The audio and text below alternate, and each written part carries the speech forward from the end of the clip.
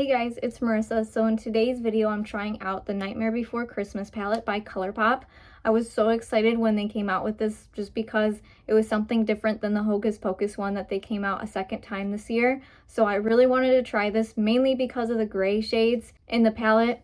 Just because I feel like gray shades are just not very easy to find in most palettes. Like, I don't know why, I just feel like it's a very underrated color.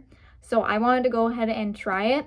And so this is the look that I came with today's look. It's very grungy, Halloweenish compared to those brighter pink shades in the palette. I kind of didn't want to try those out. I wanted to try out how pigmented these shades were, and I'm honestly very surprised about how pigmented like the white one was out of everything. But if you're interested in the swatches, that's going to be playing after the next clip from my intro. But if you're interested in seeing today's look, then just keep on watching.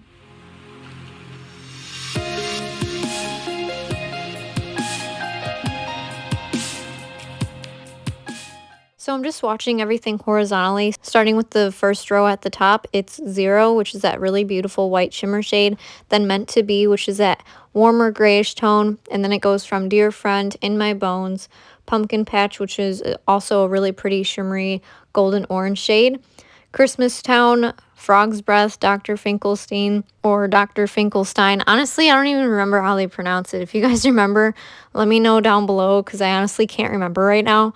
But then the red shade, which is a matte red, it's What's This? Sandy Claus, which is a bright pink, Everybody Scream, and then Halloween Town is just like this dark, sparkly black with some purple and blue glitter in it. And it came to me like really well packaged as well, and I just thought it was really, really cute along with the packaging for that BFF liner. And this was in the shade Pumpkin King, since it's that white shade and it just represents Jack. So I thought that was really cool too, and so far it's very liquidy and just very pigmented, which is exactly what I've been looking for a very long time in a white liquid liner. And I didn't have any kind of cracking going on at all, like after applying it for today's video, unlike the NYX one that I've used, because that one cracked on me. So this one did not, and it was way cheaper. So for only like $7 or $8, it was definitely worth it. And I just really love everything about this palette, including the packaging. It was just really super adorable.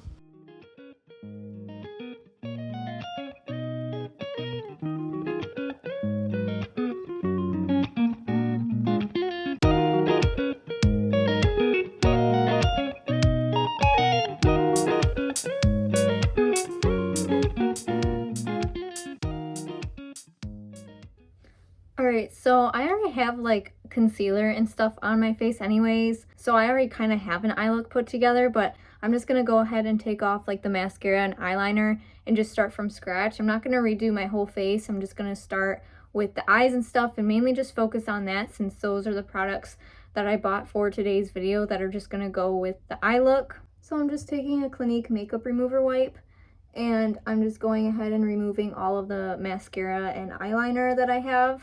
And I'm not going to remove all of the mascara, but just a little bit of it, and mainly just that liquid eyeliner that I have at the corners.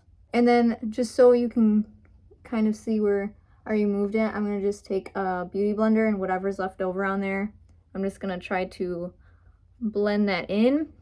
So now I'm just going to create the base for the eye look as always, and I'm just going to use the CoverGirl concealer stick in the shade Neutralizer. And I'm just going to put this on my eyelids and blend it out using my finger. Now this palette is so cute. I really love like the sparkles on it and stuff. I just think that's really, really cool. And I'm gonna try to do like a black grungier look. I'm not gonna really go for those pink shades, to be honest, just because I have a lot of shades similar to that, but I just think it's really, really cool that they incorporated some like gray tones and stuff. So I'm going to go in with the Meant to Be shade and using a round Ulta brush, I'm just going to add that to my crease. And this is just literally the perfect shade of gray that's like a really nice color that's not overwhelming. So I really like that color so far.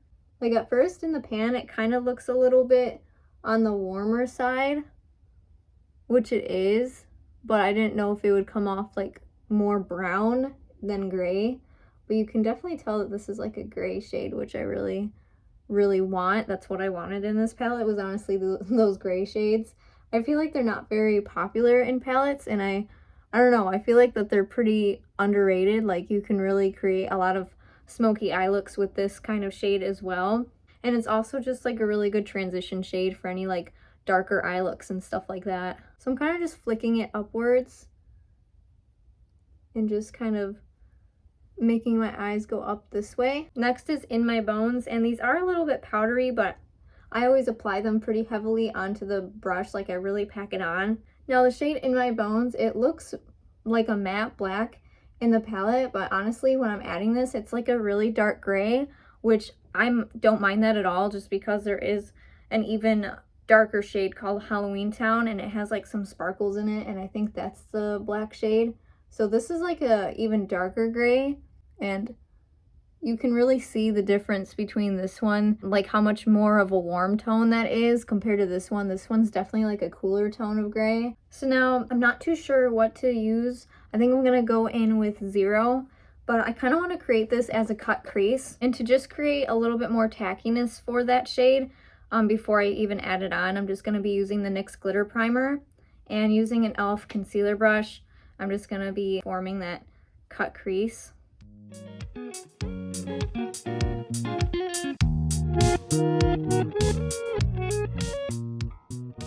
So now using an e.l.f. precision brush, I'm just gonna go in with that shade 0, and I'm just gonna pack that on my eyelid, and that's just a really gorgeous shimmery white shade. And the shade is like super smooth and very pigmented. Like, I feel like it's really hard to make whites super pigmented, so this really just brings your makeup to like a whole new level with this, because even in the camera it looks crazy. Like, this looks crazy bright, so I really like this so far. Now it's not really capturing it on camera, but in person it does have a much more shimmery look to it. Like, I don't want to say it has a blue undertone, but it definitely has like a purplish something like undertone that like makes it shimmery. But on camera it looks a little bit more matte. I'm not too sure why. It's just the way it picks it up. But just to note that, because I am noticing that one difference. All right, so for the outer corners, I'm going to smoke it out, and I'm going to use that shade Halloween Town. And I'm kind of scared because I already have like my face already done, like my concealer and stuff, so I hope that this doesn't cause too much fallout, but if it does, oh well. But so far, it's not really giving off that glittery like blue and pink sparkles that it does in the pan, which I honestly don't mind. I don't really like the way that they add glitters to some of their black shades in Colourpop. Like, I don't feel like it's necessary, because like I said, you don't even see it like once you apply it to the eye look. And I'm giving this more of like a wing shape and smoking it out a little bit at the top. And then I am just going to clean up. There's not too much fallout, just a very little bit. And I'm just going to clean up the edges of that. And I'm just going to touch up my concealer a little bit too. This is the Maybelline Instant Age Rewind Eraser Concealer, and that's in the shade Ivory. I feel like this look is really good for New Year's and stuff too. Like, it's a very bold look, and I'm honestly really loving it. Like, the shades in this palette are super pigmented. Like, I wasn't really expecting too much, just because Colourpop just seems to be coming out with like new collections left and right, and like they have a really good formula, but sometimes they just, you can kind of tell it's a little bit rushed. But this one, like, I really like it, especially like the formula. It's amazing. And oh my gosh, I just love that white shade the most. Like, that is so pretty. Like, I can definitely see myself just grabbing that palette for specifically the grays and definitely this white shade. Like, that would be a really perfect inner corner highlight as well, which I'm probably going to do for this look once I finish it off.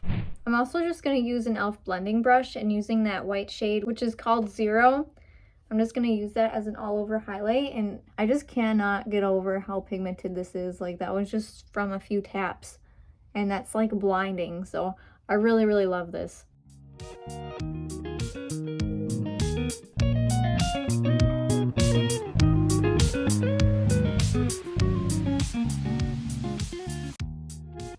Then I'm just going to use that shade In My Bones, and using an e.l.f. precision brush, I'm just going to add that to my lower lash line.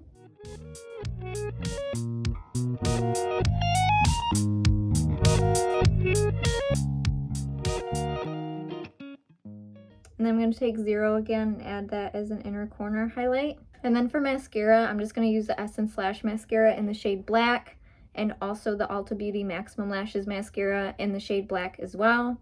Now for this kind of look, it would be perfect with false lashes, but I'm going to be honest, I do not feel like applying them, so, but if you were to recreate this look, any kind of false lash, like a little bit more like wispy ones, like those ones, would be perfect for this kind of look. So that's definitely what I would do if I was going out and doing a look like this, because that would just really bring it all together. And then I'm just gonna use something really simple for lips since the eyes are just so bold. I don't want to go bold with the lips either, because I just want to have the attention mainly for the eye look. And so I'm just gonna go in with the Glossiful Beauty lip gloss, and this is the strawberry one. So I'm just gonna use the butterfly gloss from there.